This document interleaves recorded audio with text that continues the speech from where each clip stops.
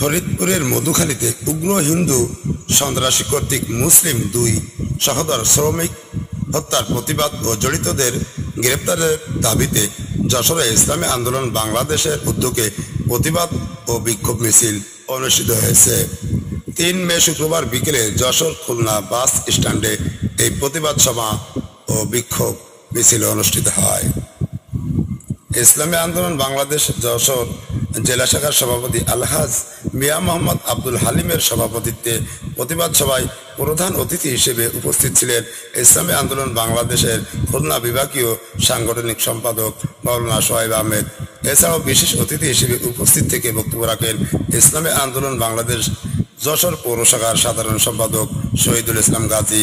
এছাড়া উপস্থিত ছিলেন ইসলামী শ্রমিক আন্দোলনের সভাপতি ইমান উদ্দিন, যশোর জেলা ইসলামী ছাত্র আন্দোলনের সভাপতি ইমরান হুসাইন, যশোর জেলা ইসলামী ছাত্র আন্দোলনের সাধারণ সম্পাদক আজিজুর রহমান, জেলা ইসলামী যুব আন্দোলনের সভাপতি কামরুজ্জামান, মনিরামপুর উপজেলা ইসলামী যুব আন্দোলনের সভাপতি ইমদাদুল ইসলাম, ইসলামী যুব আন্দোলন মনিরামপুর উপজেলা শাখার সাধারণ সম্পাদক ডাক্তার আহসান হাবিব, অর্থ বিষয়ক সম্পাদক মাওলানা ইমদাদুল ইসলাম সহ বিভিন্ন উপজেলা ইউনিয়নের নেতাকর্মীবৃন্দ উপস্থিত ছিলেন।